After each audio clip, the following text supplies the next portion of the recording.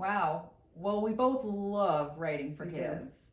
I mean, it's so rewarding. I can't even begin to put it into words, really. I mean, to see the looks on kids' faces when I meet them, when I visit them at schools, or when I do a book event at a bookstore or a library, it's just to see their little engaged faces, it just melts my heart.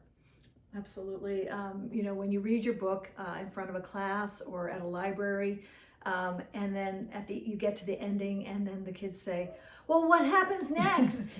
What happens to Dario? Does he meet the whale again?" And then you get into a conversation with these wonderful little people who are so joyful and happy that it's just a delight. There's nothing like it, and to see your book in a bookstore or a library, it's a feeling like no other. In fact, it is kind of surreal. I think once the book is published and it's out there in the world, it's almost like it's its own thing now. It's not, it doesn't belong to us anymore. Right. It belongs to the readers, and it just belongs to the world. And so in a way, you kind of have to detach yourself from it a little bit. Interesting point that you're making, because I often feel that once the book is bought, then it also is not so much mine anymore.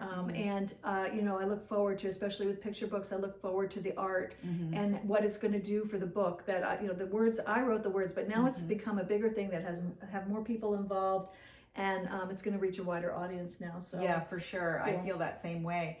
And then the third thing is just the process of writing itself. I mean, I'm going to be honest, it can be really frustrating a lot. I mean, it can be frustrating when it's not working. It can be frustrating because it takes a long time. It can be frustrating when you're trying to work on something and it's not coming out the way that you want it to, or you're getting a lot of rejections, which we both still get. But it's also unbelievable that we get to wake up in the morning and think about ideas, or just once we have a character or we have a premise or a question that we're working on it, and it's in your brain and you think about it all the time. And sometimes you're reading a memoir, or you're out taking a walk, or you're doing something that has nothing to do with the story, and you'll see a word or a phrase or a line or something, and your brain will just go crazy thinking about it. Absolutely. I mean, your characters, you start to, as you're doing the right thing when your characters start talking back to you. They start not doing the things you think they're supposed to do. You start writing them, sending them on a certain path down a page, and they go, "No, I'm not going to do that." So that's really a magical experience. That's part of the love of writing, and it's reaching an audience, especially when writing for children. For kids, teens, toddlers, it's reaching an audience that you're going to have a lasting impact on, more so than any other form of literature. For sure. Although I'll be honest, I try not to put that much pressure on myself when I'm writing.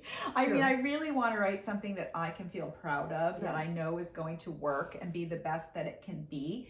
And I don't know if my characters actually speak to me. I wish they would.